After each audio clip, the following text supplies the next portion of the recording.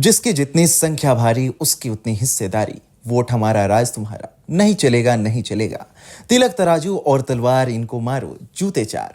कांशीराम के इन नारों ने दलितों में एक नया जोश भरा था। उन्होंने दलित समुदाय की राजनीतिक चेतना को झकझोर दिया। बाबा साहेब अंबेडकर से गहरे प्रभावित कांशीराम कोई बड़े विचारक नहीं थे, लेकिन उनकी सांगठनिक और नेतृत्व क्षमता बेजोड़ थी। इसी के जरिए उन्होंने दलित मूवमेंट खड़ा किया और उत्तर प्रदेश की सत्ता की दहलीज तक पहुंचे। कांशीराम दलित राजनीति में अपनी आक्रामक छवि के लिए जाने जाते हैं।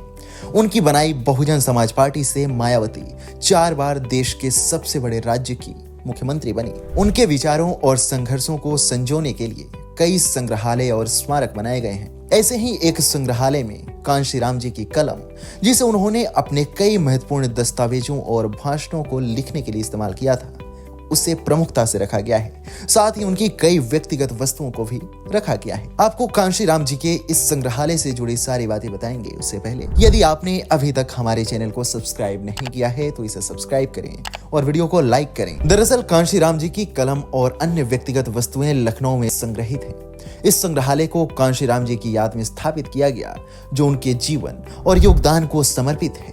यहाँ उनकी कई निजी वस्तुएं, जैसे उनकी कलम, किताबें और अन्य उपयोगी चीजें रखी गई हैं। इस स्मारक स्थल का उद्देश्य उनकी विचारधारा और उनके द्वारा किए गए सामाजिक एवं राजनीतिक संघर्षों को लोगों तक पहुंचाना है।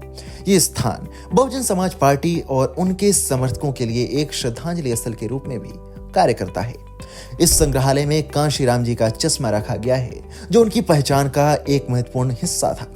चश्मे को उनके विचारों और दूरदर्शी दृष्टिकोण का प्रतीक माना जाता है, जो उन्होंने दलित समाज के उत्थान के लिए अपनाया। उनके द्वारा पहने गए कपड़े, विशेष रूप से उनकी साधारण पोशाक को भी संग्रहालय में प्रदर्शित किया गया है। यह उनके सरल जीवन और उनके महान कार्यों का प्रमाण है।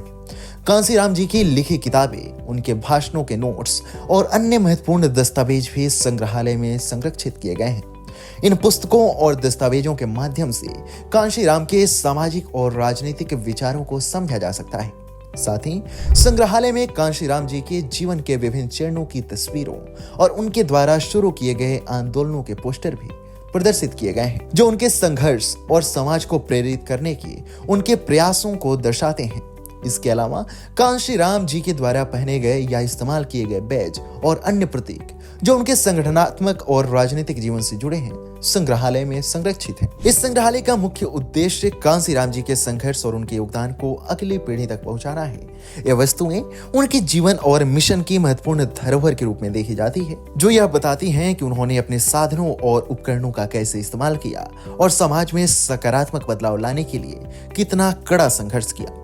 आप कांशीराम जी को लेकर क्या सोचते हैं, हमें कमेंट सेक्शन में जरूर बताएं।